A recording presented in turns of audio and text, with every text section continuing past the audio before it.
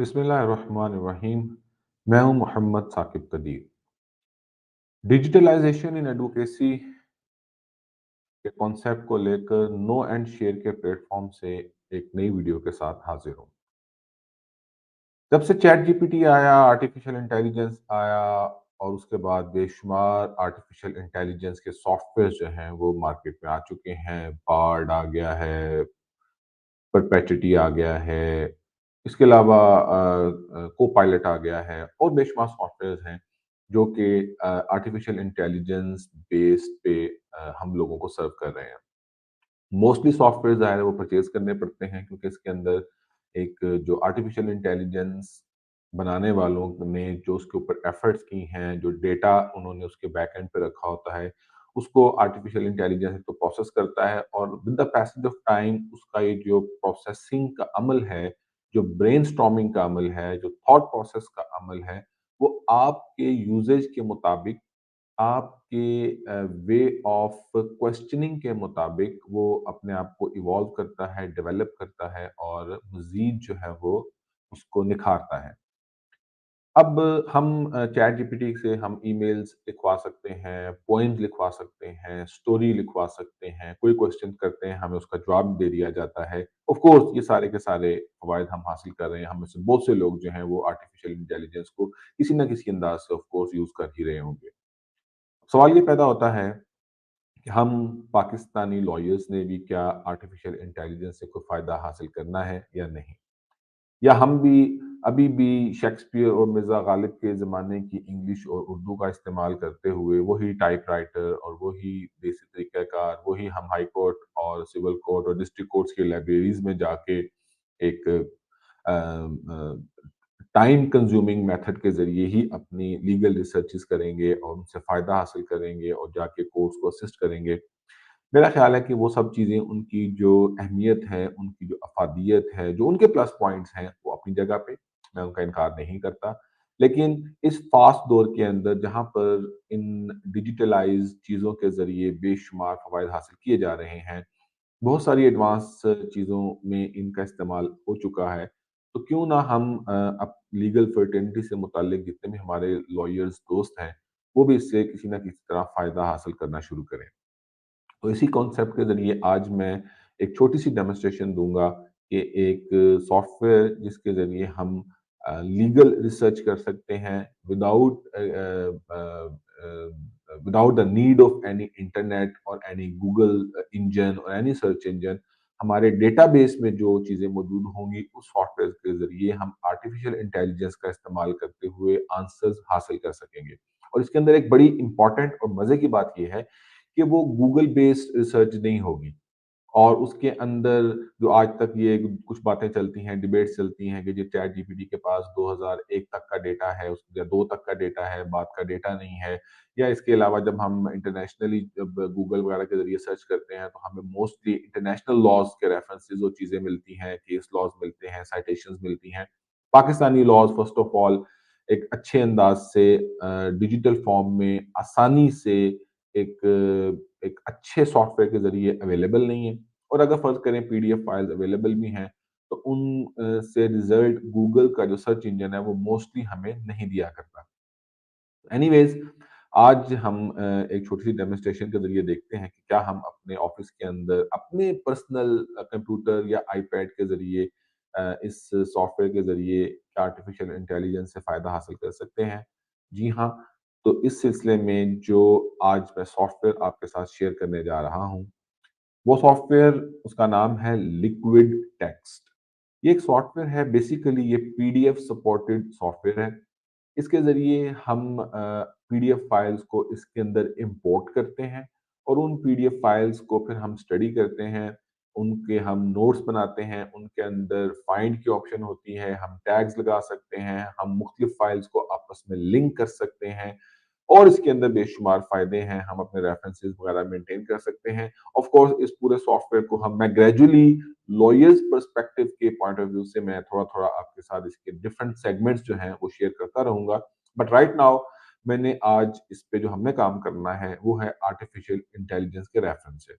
तो liquid text जो software है, इस सॉफ्टवेयर के अंदर आप मुख्तलिफ जो प्रोजेक्ट्स हैं वो बना सकते हैं। जैसा कि मेरा एक प्रोजेक्ट है जिसका नाम है लॉस। तो ये मेरा एक प्रोजेक्ट है जिसके अंदर मैंने जितने भी मुझे समझ आते थे या मेरे मोस्टली यूज़ से मुतल्लिक लॉज़ थे, एक्ट्स, ऑर्डिनेंसेस या कुछ केस लॉज़ जो मैंने सेव किए हुए थे अपने सिस्टम में, उनको मैंने उठा के इस प्रोजेक्ट के अंदर सेव कर दिया। ये आप देख सकते हैं कि इसके लेफ्ट कॉर्नर पे मेरे उन तमाम जो लॉज़ हैं उनके नाम आ रहे हैं। लेट्स से कि ये पंजाब वक्फ प्रॉपर्टीज़ ऑर्डिनेंस 1979 क्लिक किया, ये खुल गया। इसको मैं फ़र्ज़ करें पढ़ना चाहता हूँ, तो ये मेरे पास उसको मैं स्टडी कर सकता हूँ और इसको यूज़ करने के दीगर क्या तरीक़ेकार हैं, वो ऑफ़ कोर्स हमारे आज का टॉपिक आज की वीडियो का टॉपिक नहीं है। इसी तरह आप दूसरा ले लीजिए कि लेट्स से कि हम आते हैं सोसाइटीज़ रजिस्ट्रेशन एक्ट 1860 ये मेरे पास पड़ा हुआ है।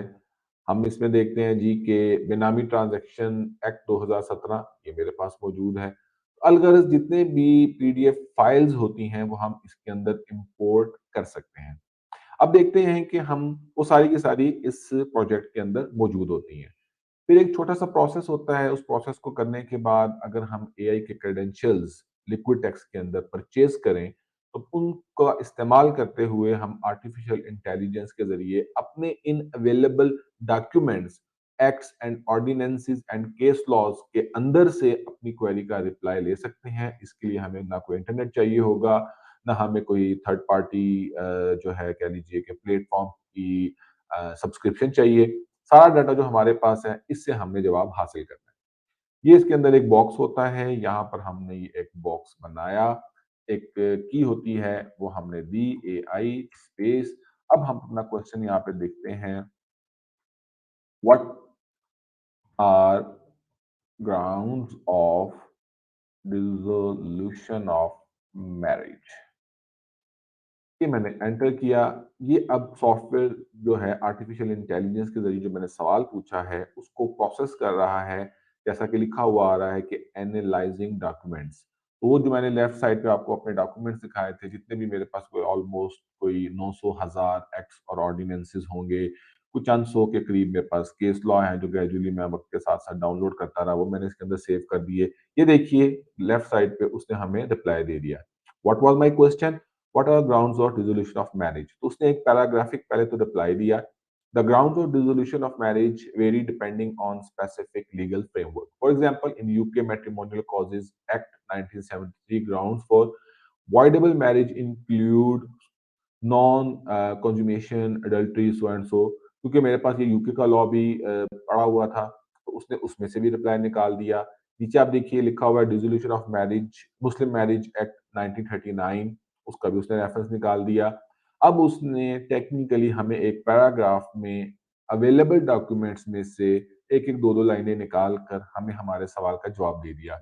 अब ये क्या ये बातें इतनी ही होंगी? ऑफ कोर्स हम लॉयर्स जो हैं वो हमेशा रेफरेंस के ऊपर रिलाय करते हैं। अब हम इसको लेट्स से कि क्लिक करते हैं, तो वो हमें बताएगा कि मैंने ये बात कहाँ से ली। Grounds on which marriage is void, grounds on which marriage is voidable. तो ये वो बताता है कि मैंने जो ये आर्टिफिशियल इंटेलिजेंस का इस्तेमाल करते हुए आपको जो रिप्लाई दिया है, वो मैं किस डॉक्यूमेंट से निकाल के लाया हूँ। अब ये दूसरा देखिए, हम इस पर गए, तो इसने हमें बता दिया grounds for decree for dissolution of marriage under the dissolution of marriage act, Muslim marriage act 1939।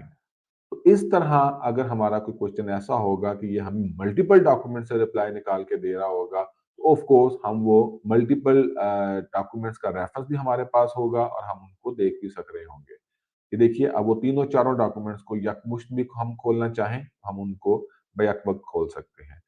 तो इन दिस वे हम जो है वो देख सकते हैं कि लिक्विटेक्स का एक सॉफ्टवेयर जो पीडीएफ रीडर है, पीडीएफ एडिटर है, उसका इस्तेमाल करते हुए आर्टिफिशियल इंटेलिजेंस के ज़रिए उसके अंदर ऑलरेडी हमारे सेव्ड जो डॉक्यूमेंट्स होंगे, जो लॉ रिलेटेड फाइल्स होंगी, उनके ज़रिए अपने क्वेश्चन का आंसर निकाल सकते हैं।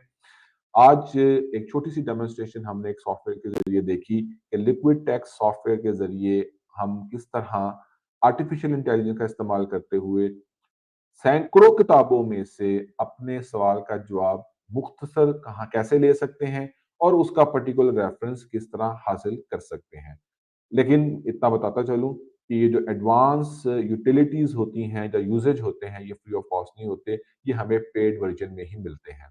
But anyways digitalization in advocacy के लर्निंग के प्रोसेस को आगे बढ़ाते हुए आज हमने एक प्रैक्टिकल डेमोंस्ट्रेशन देखी कि किस तरह हम डिजिटलाइज़ चीज़ों का इस्तेमाल करते हुए अपने प्रोफ़ेशन के अंदर कुछ आसानियाँ, कुछ निखार, कुछ एडवांसमेंट पैदा कर सकते हैं। आज के लिए इतना ही, इंशाअल्लाह नेक्स्ट टाइम नई वीडियो के साथ हाज़िर होऊँगा। तब तक के लिए अल्लाह हाफ़िज़।